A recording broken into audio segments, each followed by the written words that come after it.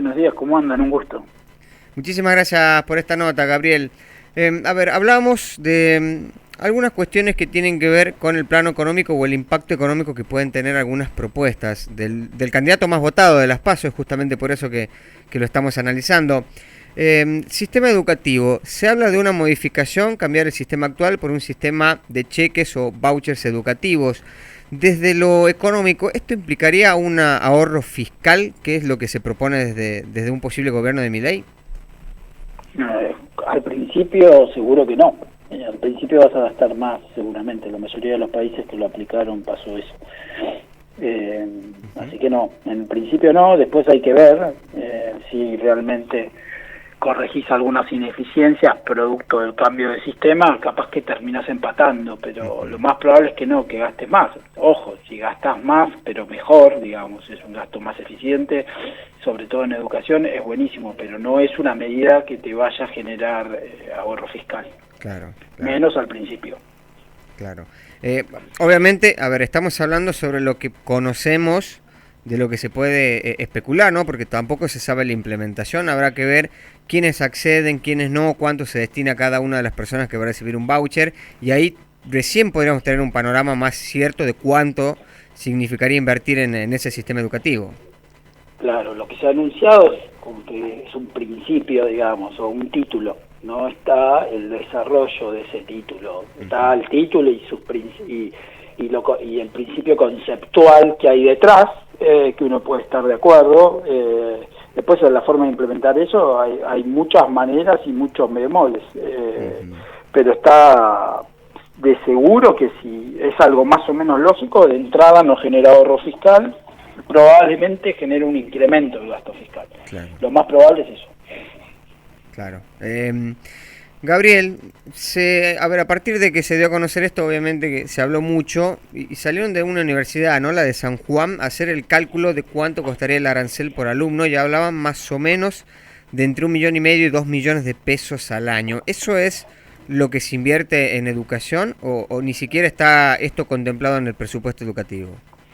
A ver, ahí tenés un tema, la educación primaria y secundaria y preescolar es ejecutada por las provincias, no es ejecutada por la nación. Así que eso va a variar entre provincias, cuánto se invierte realmente, cómo se invierte, cómo se gasta. Hay provincias que gastan mejor, que son más eficientes, hay provincias que gastan peor, hay provincias que tienen mayores problemas, no sé, por ejemplo, porque tienen densidades poblacionales más bajas, y eso genera más ineficiencias a la hora de ejecutar el gasto educativo. Otras tienen la ventaja de tener densidades poblacionales más altas y les permite ser más eficientes. Entonces, pero la educación es ejecutada por las provincias. Así que te diría que deberíamos verlo provincia por provincia. Claro. Después hay un Ministerio de Educación Nacional que baja lineamientos generales, pero incluso en Argentina, que es un país federal, hemos tenido reformas por ejemplo, la reforma del polimodal. Tuvimos provincias que durante muchos años convivieron con sistemas educativos distintos. La provincia de Buenos Aires, por ejemplo, tenía el polimodal, y la provincia de Buenos Aires, la ciudad de Buenos Aires, seguía con el sistema viejo.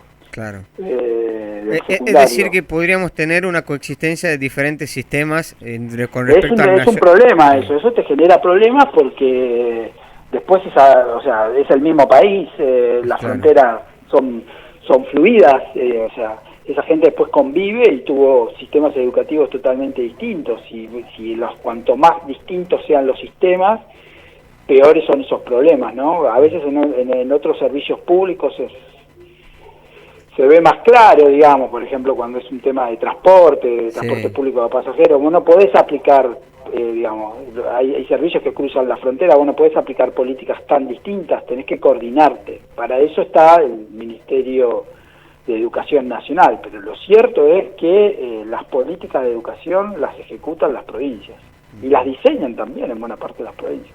Claro. Yo creo que todos los que van a la escuela pública, sobre todo los docentes, se están preguntando si se aplica este sistema de voucher, ¿qué va a pasar con el mantenimiento de aquellos? A ver, hay varios casos, ¿no?, donde las escuelas públicas necesitan una fuerte inversión por su situación actual, y también qué pasará con los docentes que no son empleados de la escuela, sino que son empleados por ejemplo, en la provincia de Tucumán, de la provincia de Tucumán.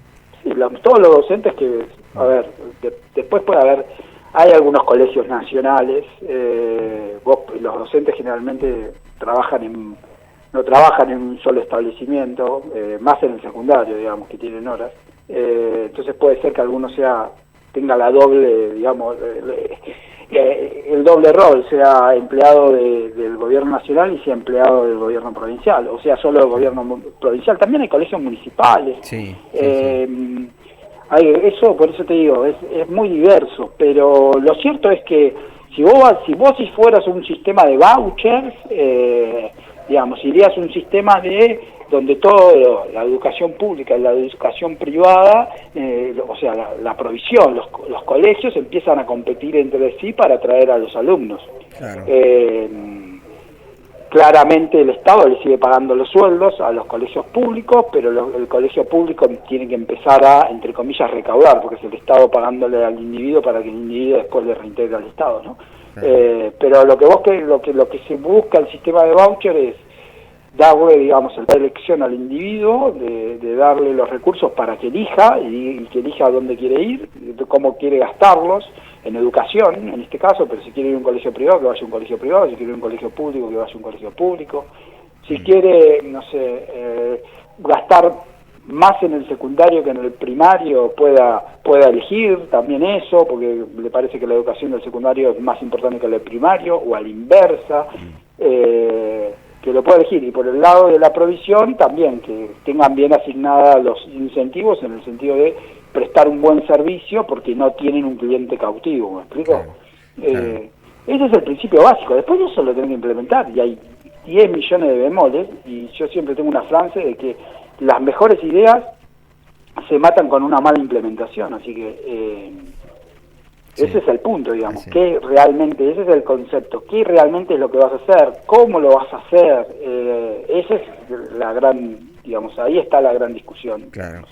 Y eso ahora, fíjate que incluso la propia gente de Milei está diciendo que no es ya, sino que es para un no segundo sé, mandato. tercera generación. Están diciendo. Claro, claro. Claramente son títulos que se tiran, que sirven para, digamos, llamar la atención. No son cosas nuevas, son cosas que son debates que se vienen dando hace mucho tiempo, que nunca se hacen, son las grandes reformas que Argentina tiene atrasadas. Argentina tiene, si querés, algo parecido a eso, por ejemplo, con los colegios religiosos que están subvencionados. Entonces hay una provisión privada con aporte público, que es como un escalón intermedio entre la educación privada, totalmente privada, digamos, sin subvención, y la educación pública, a donde va buena parte de la clase media. Claro. Pero bueno, son esos debates que son viejos, hay 10 millones de propuestas, pero nunca se avanza. Claro. Por eso a veces se repite mucho otra frase, que es que Argentina es un país sobrediagnosticado. Todos más o menos sabemos lo que hay que hacer, no hay mucha magia, pero lo cierto es que no se hace. Claro. Gabriel, por último, a ver, hablando parte de lo mismo, ¿no? De las propuestas, que así como dijiste, del sistema de vouchers, también habló de la dolarización de la economía, que parecía que era inmediata, y después dijo, nos podemos tardar un tiempo, ¿no? Hasta 29 meses creo que dijo. Ahora, ¿es una salida viable para eliminar la inflación en Argentina? A ver, si te querés sacar de encima la inflación, sí, también puedes hacer una caja de conversión y te la vas a sacar rápido encima de los altos niveles de inflación. Vas a comprar la inflación de Estados Unidos con un periodo de convergencia. El tema, el problema es si la inflación, que es un problema en sí mismo o es un resultado de otras cosas.